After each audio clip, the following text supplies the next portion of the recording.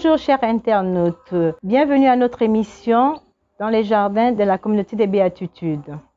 Nous allons débattre sur la vie dans l'esprit avec notre invité, le Père Paul Marimba. Bonsoir mon Père.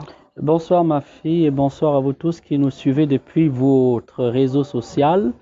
Soyez bénis dans le nom de Jésus et merci d'être fidèles à ce rendez-vous. Oui mon Père, aujourd'hui le thème c'est la vie dans l'esprit. Qu'est-ce que nous comprenons sur la vie dans l'esprit? C'est quoi la vie dans l'esprit mon Père?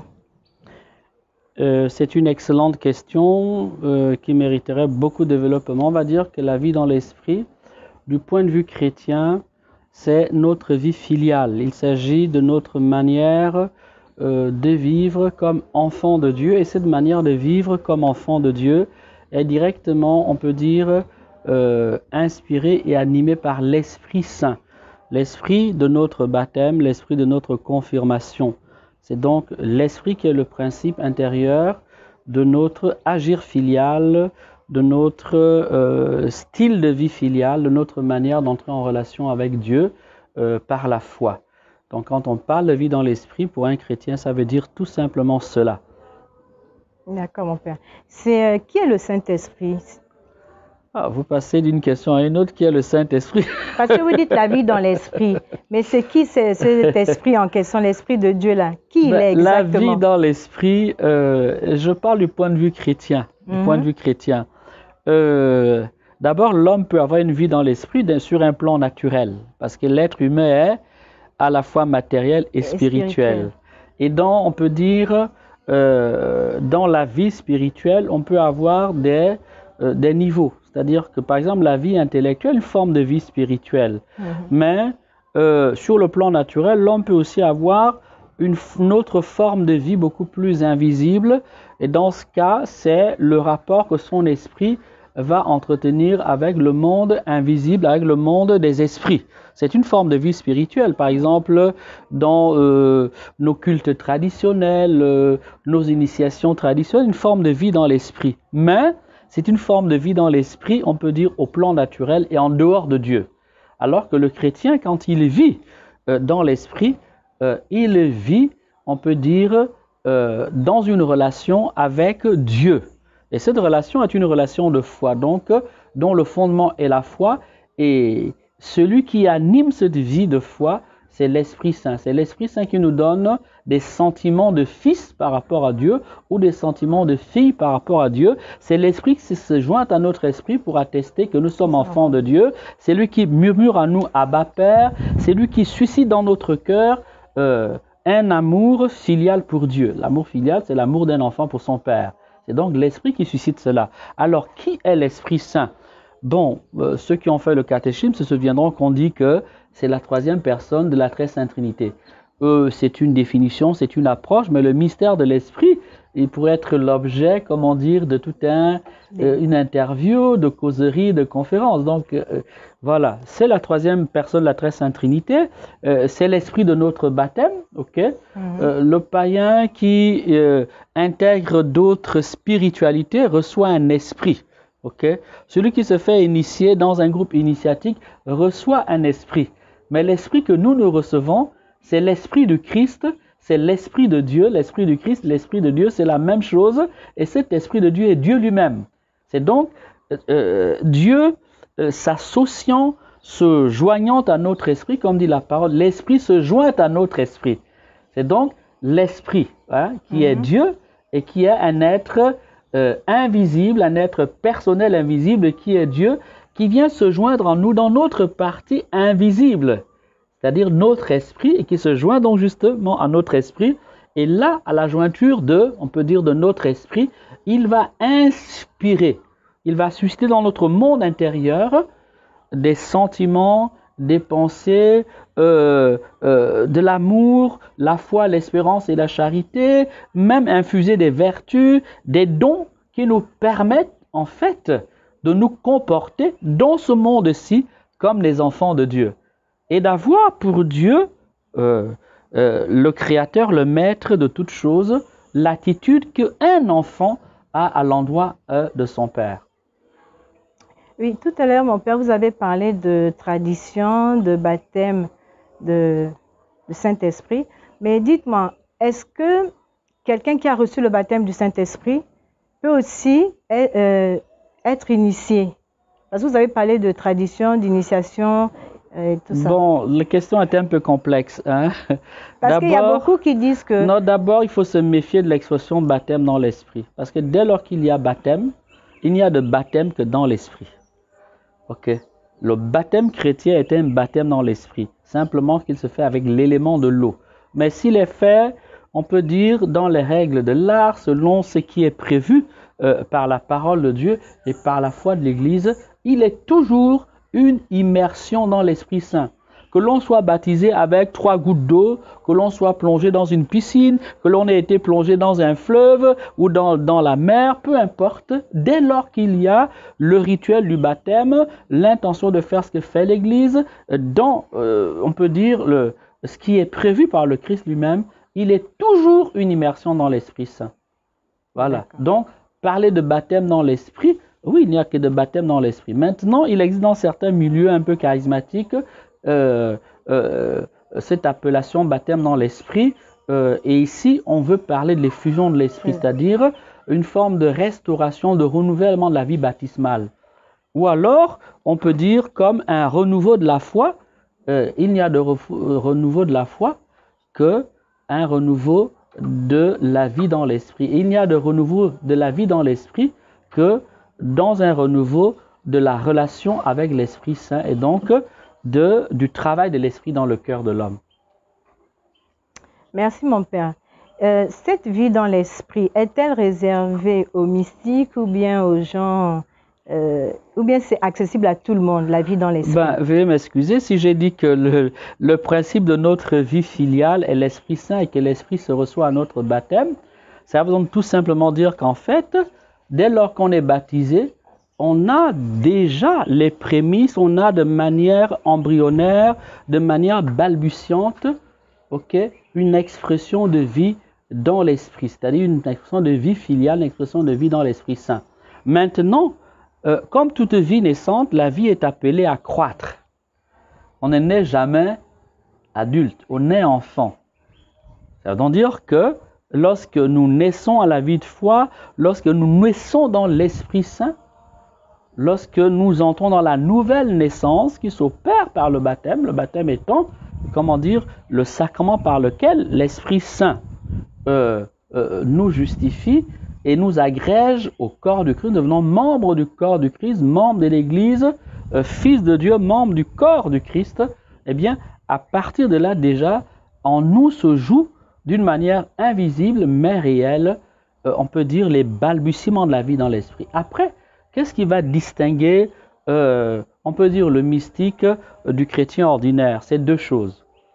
C'est la croissance, c'est la manière dont le baptisé va accueillir cette vie, il va accueillir cette vie, la développer lui-même en ayant une vie de ferveur, une vie d'intimité avec Dieu, une exigence morale pour lui-même, une vie de discipline, une vie d'approfondissement de la foi.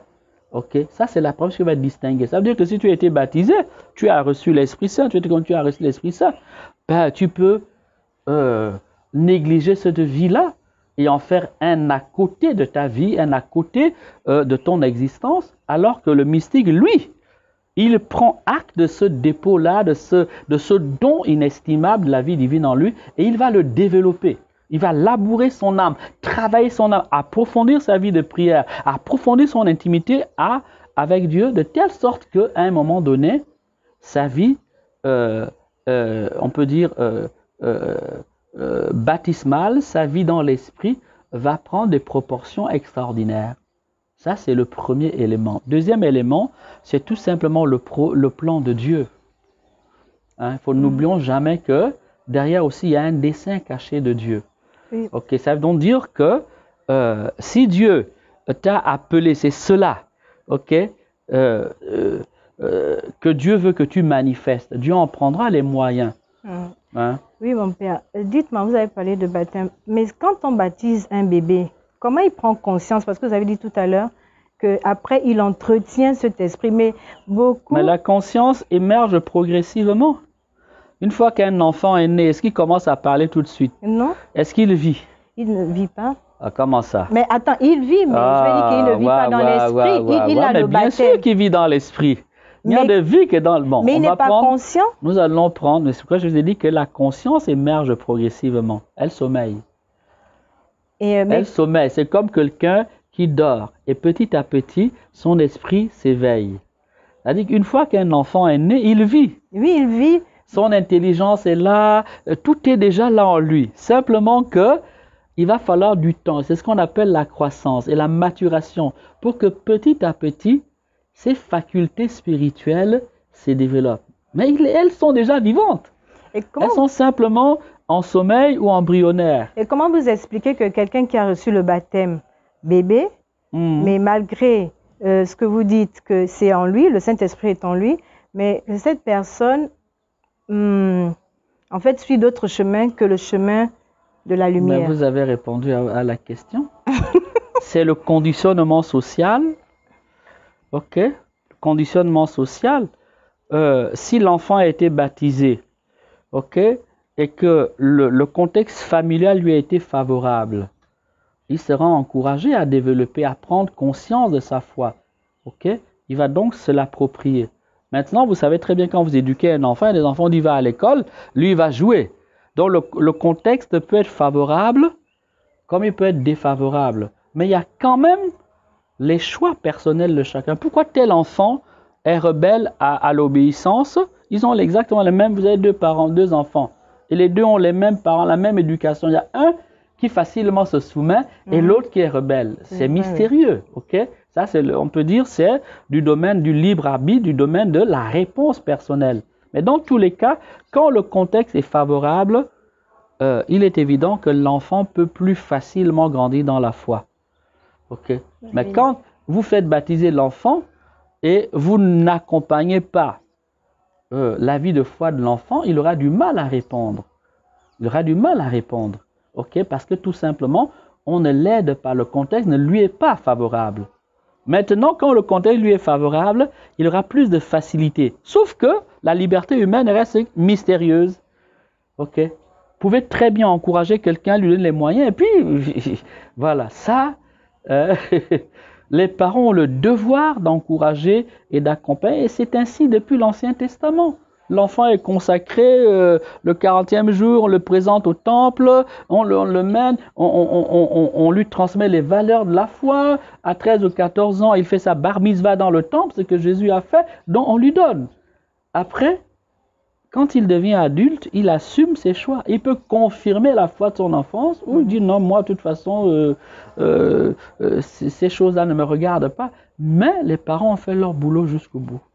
Après, l'enfant répondra de ses libres choix. Ce qu'on demande aux parents, c'est de transmettre à leurs enfants ce qu'ils estiment être meilleur. Et parmi le meilleur de leur vie, il y a cette donnée importante qu'on appelle la vie de foi. Merci beaucoup, mon père. On aimerait aussi que vous nous éclairciez sur un point. Lorsqu'un prêtre donne le baptême, pourquoi la prière d'exorcisme vient? Ça veut dire quoi? Est-ce qu'on est possédé pour... En fait, beaucoup de gens se posent cette question. Et on souhaiterait vraiment que vous nous éclairciez sur ça. Parce qu'il y a toujours la prière d'exorcisme avant le baptême.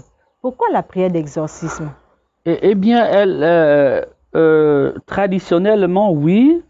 Et actuellement en cours, oui, parce qu'il y a toujours les exorcismes mineurs avant le baptême. Ces exorcismes ont pour but, on peut dire, d'opérer la rupture de l'âme avec le monde éternel. Parce que nous naissons tous en état de péché mortel, en fait, en état de péché originel. Et le péché originel est quelque part une forme de séparation avec Dieu. Nous naissons donc en état de séparation originelle avec Dieu. Et qui dit état de séparation originelle avec Dieu, dit aussi également que le monde, en fait, notre monde intérieur est quelque part soumis à l'emprise des ténèbres. Voilà, comme dit Saint Jean, c'est le monde entier gît sous le pouvoir et la domination du diable. Je pense que c'est 1 Jean 5, le verset 19, je cite de mémoire, je n'ai pas préparé le texte. Ok, voilà. Maintenant, c'est à cause de cela. On estime que l'enfant naît en état de péché originel, le péché originel étant, on peut dire, la conséquence du péché d'Adam et Ève. C'était un état de séparation avec Dieu, et également cet état de séparation était un état, quelque part, de soumission au prince de ce monde. Ok. Donc, on va donc faire cet exorcisme pour bien marquer que l'âme est soustraite à cette emprise originelle. Ok. Voilà. Et ce sont des exorcismes mineurs que l'on fait, mais autrefois, dans, on peut dire, le monde antique, à l'origine de la foi, c'était une vraie batterie d'exorcismes costauds. Et souvent même, le dernier exorcisme était fait par l'évêque lui-même. Ok. Et là, ça s'entendait aussi beaucoup plus parce qu'on était dans un monde païen. Le monde était très païen. Quand un adulte se convertit, on estime qu'il a renforcé, on peut dire, cet héritage du péché originel. C'est-à-dire qu'il a fait des choix de péché. Et quelqu'un qui se convertit du paganisme à la foi, c'est quelqu'un qui est aussi chargé sur le plan spirituel. Ça veut dire qu'il traîne quelque part des liens, il traîne un certain nombre d'alliances occultes, parce que de toute façon, partout où l'homme vit, l'homme a une vie spirituelle et il établit des alliances avec le monde invisible. Simplement que dans la culture païenne, alors il y en a qui vont adorer les rivières, d'autres adorent la mer, d'autres adorent les entités de la montagne, d'autres adorent les astres. Ok? Tout cela fait que quand la personne, un adulte vient à la foi, il a déjà ce passif. Il a ce passif et puis il a le passif du péché. Tout l'héritage du mal qu'il a fait, et ce mal-là soumet l'homme à la domination du diable. Hein? Comme dit Jésus, dans les tentations de Jésus, le démon dit quoi? Jésus dit, tout ce monde m'appartient, il m'a été donné. Mais à quel moment il lui a été donné? Enfin, il lui a été donné lorsque l'homme et la femme ont péché. Bon, pour vous donner notre exemple, ça c'est le cas de l'adulte. C'est dans l'Épître de Jean qu'on dit, celui qui pêche appartient au diable. Ok. En péchant, Adam et Ève en péchant, ont quelque part soumis l'humanité à la domination du diable. Ok. Voilà. Le péché d'Adam et Ève a soumis toute leur descendance à la domination du diable. Donc quand l'enfant naît, il naît avec cette rupture avec Dieu, qu'on appelle tout simplement le péché originel. Il naît donc quelque part sous une emprise originelle du monde des ténèbres. Mais quand c'est un adulte, l'emprise est beaucoup plus forte parce que l'adulte a eu le temps d'actualiser ses choix. Ok, le choix de ses parents, et le temps de pactiser avec le monde du mal. Voilà, donc cet exorcisme a pour but en fait de bien marquer cette séparation. Ok, donc de soustraire l'âme à cette emprise originelle. Ok, et en même temps de montrer que le baptême est passage des ténèbres à la lumière. Donc il a aussi une fonction pédagogique. On veut montrer qu'on quitte les ténèbres pour la lumière. Ok. Voilà. Et quand c'est vraiment les adultes, à mon point de vue, de mon point de vue, quand c'est le baptême d'adulte, il faut insister sur cet exorcisme. Merci. Ok. Merci mon père. Il y a aussi une question que beaucoup de gens se posent. Le baptême, la différence entre le baptême de l'esprit et le baptême de l'eau. Parce que beaucoup disent que si je reçois le Saint-Esprit, je suis déjà baptisé. Parce qu'on entend ça souvent. Le baptême de l'esprit et le baptême de l'eau, c'est quoi la différence? Le baptême de l'esprit et le baptême de l'eau, comme je l'ai dit précédemment, en fait, en langage chrétien, il n'y a de baptême que dans l'esprit. Ok. Lorsqu'on baptise quelqu'un, le Christ a baptisé au nom du Père et du Fils et du Saint-Esprit, et ce baptême s'accompagne avec l'usage de l'eau. Ok.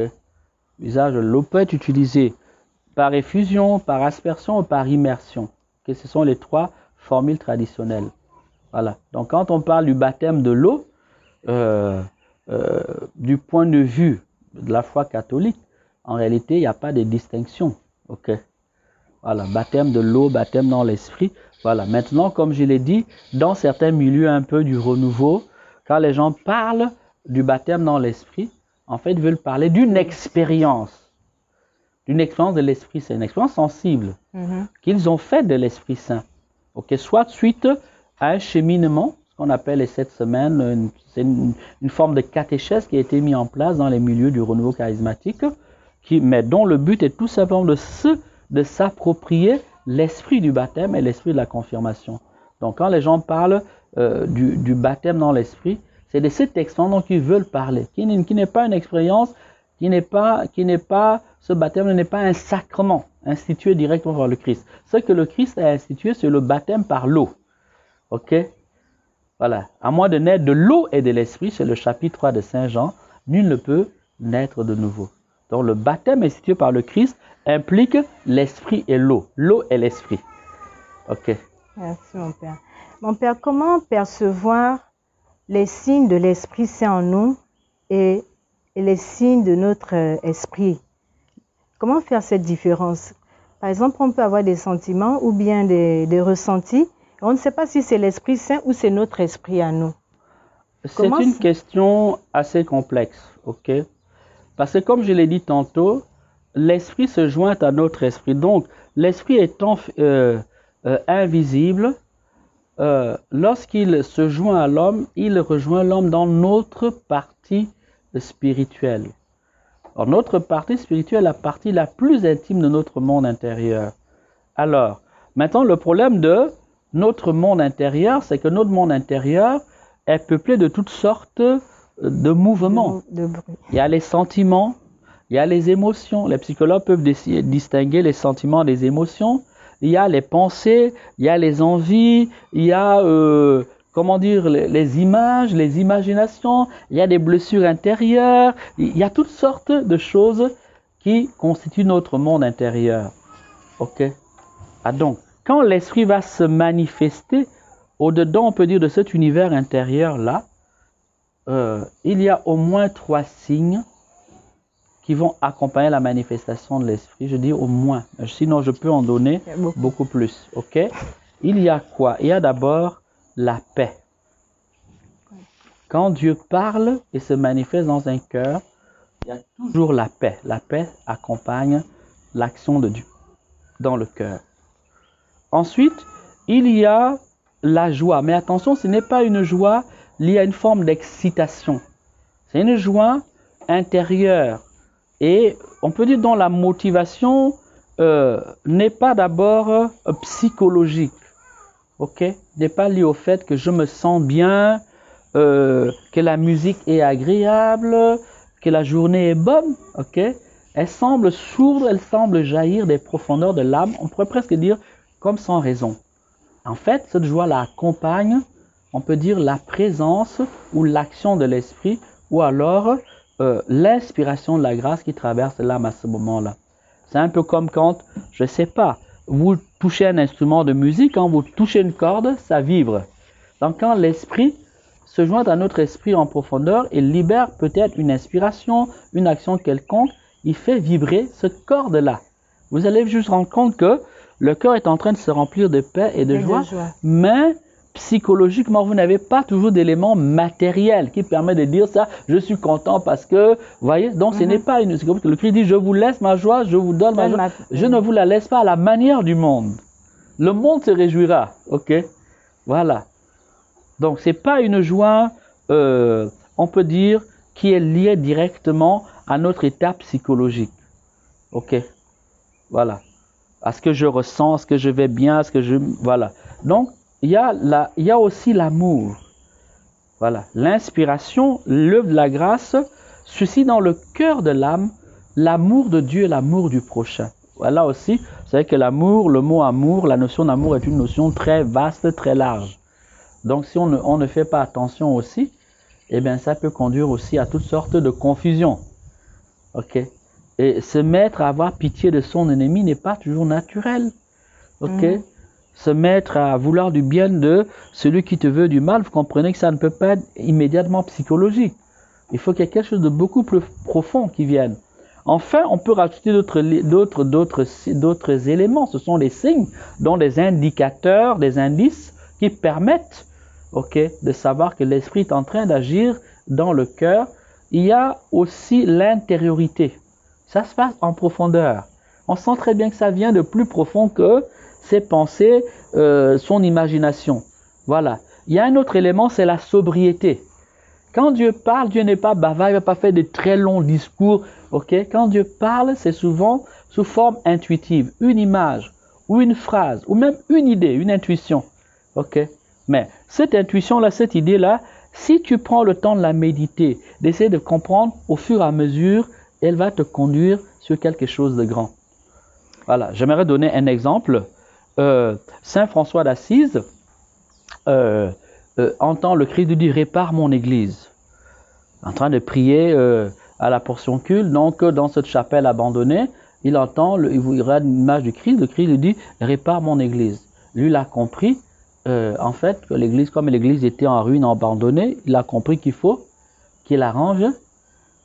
Qu'est-ce qu'il fait? Il va chez lui, il prend l'argent du commerce de son père, il achète les pierres, il vient réparer.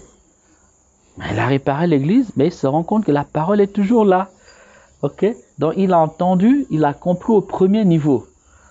Et c'est des années, chemin faisant, grandissant, qu'il va se rendre compte que sa mission n'était pas matérielle. Il ne s'agissait pas de réparer simplement une église de pierre. Il s'agissait de réparer et d'apporter quelque chose de nouveau dans le corps du Christ. Okay? Donc la parole a une certaine profondeur. Vous avez aussi un signe qui ne trompe pas, l'humilité. L'humilité, la maîtrise de soi. Okay.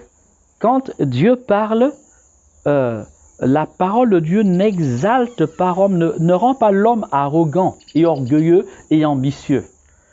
Okay. Elle provoque plutôt une espèce de pauvreté de cœur. Je suis la servante du Seigneur, dit la Vierge. Il a jeté ses yeux sur la bassesse de sa servante. Okay. Donc l'action de Dieu conduit l'homme à se rendre compte que Dieu est grand. Quand Dieu appelle, Jésus appelle Pierre. Que dit Pierre? Éloigne-toi de moi, Seigneur, je ne suis pas digne. Ok. L'appel de Pierre, c'est ça. Et quand vous allez voir dans l'Ancien Testament aussi, quand Dieu va se manifester à Moïse, Moïse dit, je ne suis pas digne, choisis quelqu'un. Regarde, je ne suis même pas parlé. Et si vous prenez la vie de beaucoup d'autres prophètes, c'est exactement la même. Ok. Voilà, c'est exactement la même chose. Il y a toujours un sentiment d'être dépassé, donc d'une espèce de pauvreté. Ben oui, c'est normal, c'est Dieu. L'être humain est infiniment petit devant Dieu. Et si nous sommes Dieu, c'est juste parce que Dieu nous donne la considération et nous revêt de sa grâce. Donc, il y a aussi l'humilité. Mais il y a aussi quelque part la maîtrise de soi. Ok? La maîtrise de soi. Parce que l'Esprit de Dieu ne t'exalte pas, c'est un esprit qui te pousse à la domination de toi-même, à la maîtrise de toi-même. Je pourrais rajouter d'autres éléments, ok? Mais maintenant, la question est très pertinente parce que c'est pour moi l'occasion de faire comprendre à certains que prenez toujours le temps de discerner ce que vous pensez être une inspiration. Et là où on ne fait pas ce travail-là, tôt ou tard, on va dans le mur. Tôt ou tard, on finit par prendre son agitation intérieure, ses désirs personnels, ses envies personnelles. On a aussi des envies religieuses. Hein. On risque de les prendre comme étant des inspirations divines. Merci, mon Père. Je sais que nous arrivons au terme de notre émission, mais je suis tentée quand même de poser une dernière question. Vous avez dit tout à l'heure, lorsqu'on a l'Esprit de Dieu, on a la maîtrise, en fait. Mais mon Père, beaucoup de gens ont l'Esprit de Dieu, puisque vous avez dit qu'à notre baptême, on reçoit l'Esprit de Dieu. Mais malgré ça, personnellement, moi, je n'ai pas la maîtrise. Je veux dire, on a toujours ses faiblesses, on vit toujours avec des faiblesses, on a toujours des manquements, on pêche toujours. Mais comment vous expliquez cela? Ben, parce que vous confondez les niveaux. Vous confondez les niveaux. Alors, il y a deux niveaux. Hein, je vais répondre, ok? Vous situez sur le plan du caractère. Ok? Moi, je me situe sur le plan de la manifestation de l'inspiration. Vous voyez le niveau? Ok? Quand Dieu est en train de te parler dans le cœur, il t'amène à te recueillir. Il provoque en toi la paix. Cette parole qu'il met en toi n'est pas une parole qui t'explose dedans ou t'implose dedans. C'est une parole qui te conduit à la retenue, au recueillement, à la maîtrise de toi-même. On n'est pas ici sur le plan du caractère. Voilà. Maintenant, pour que le caractère soit transformé, il faut un travail spirituel. Et c'est ce qu'on appelle la conversion perpétuée ou perpétuelle. Ça veut dire que je connais le Christ, je sais que j'ai tel défaut. Il peut être personnel comme il peut être un défaut de famille. Maintenant, je sais que je suis quelqu'un peut-être qui s'emporte pour rien. Ok? Alors, qu'est-ce que je vais faire? Eh bien, je vais travailler cet élément de ma personnalité. Je le travaille comment? Je le travaille déjà en prenant conscience que c'est une faiblesse. Je ne justifie pas cet élément-là, mais je le reconnais, je le confesse devant Dieu.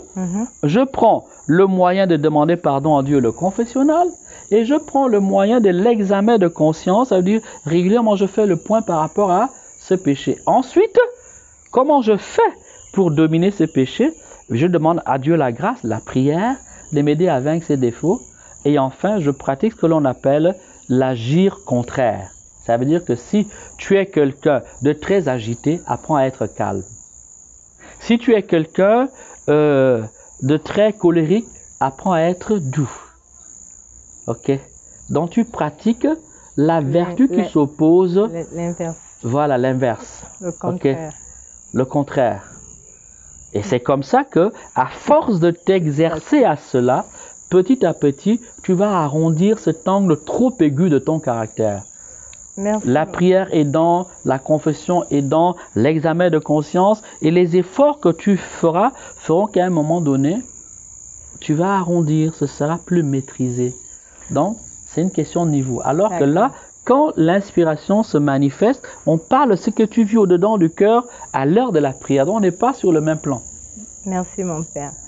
Merci beaucoup. Bon, en quelques secondes, est-ce que vous pourriez nous donner des conseils pour vivre dans l'esprit? Comment vivre dans l'esprit en quelques secondes, mon Père? Qu'est-ce que vous pourriez nous donner comme conseil, même en une phrase ou en un mot? Comment vivre dans l'esprit? Comment parvenir à vivre dans l'esprit? Première chose, ne jamais faire la paix avec le péché, parce que l'ennemi de la vie dans l'esprit s'appelle le péché. L'ennemi de la vie dans l'esprit s'appelle le péché, et particulièrement le péché volontaire. Il y a des péchés involontaires, les péchés de faiblesse. Il y a des péchés que l'on fait, tu sais très bien que c'est mauvais, mais tu le fais quand même. Ça, c'est l'ennemi principal de la vie dans l'esprit. Comme dit l'Épître aux Galates, la chair et l'esprit sont antagonistes, ils ne peuvent pas, et Saint Paul donne les fruits de la chair. Voilà, la médisance, la sorcellerie, la fornication, la débauche, la colère. Vous voyez, non? Ça, c'est le poison de la vie dans l'esprit. Ok, première chose, c'est cela. Deuxième chose, c'est pratiquer les vertus. Quand tu sais que tu es quelqu'un qui ment facilement, apprends à maintenir, à tenir ta langue et à dire la vérité. Donc, la pratique des vertus. Troisième chose, la pratique du sacrement de réconciliation. Quand tu te rends compte que tu as échoué, tu as péché, va te confesser et fais pénitence. Quatrième chose, c'est la prière. En priant, tu reçois quelque part l'énergie divine, la force de Dieu pour mener ce combat. Et enfin, cinquièmement, il y a les sacrements. Ok, et particulièrement ici, parce que j'ai déjà parlé de la confession, il y a le sacrement de l'Eucharistie. L'Eucharistie est l'aliment de notre vie intérieure. Okay. Imagine que tu ailles te battre sans manger. Peut-être quand tu es fort, tu vas gagner. Mais au bout d'un certain temps, comme tu ne manges pas, même si tu es le plus habile, tu risques de perdre parce qu'il te manque l'énergie. Donc, l'Eucharistie ici devient, on peut dire, le pain des faibles, mais qui nous rend forts pour pouvoir petit à petit vaincre et dominer nos fautes. Merci beaucoup, mon Père. Vraiment, c'était très édifiant. C'est toujours un plaisir de vous avoir sur nos plateaux. Nous invitons tous nos internautes à s'inscrire sur nos chaînes, Cathol TV, Communauté des Béatitudes, et puis si vous avez des questions aussi à poser, afin de pouvoir poser toutes vos questions pour que le Père puisse répondre pour l'émission prochaine. Donc si vous avez des questions, vous pouvez toujours nous les envoyer par nos réseaux, donc la Maison catholique des médias, par la Communauté des Béatitudes et par Cathol TV. Nous vous remercions, que Dieu vous bénisse. Ciao, ciao, à la semaine prochaine.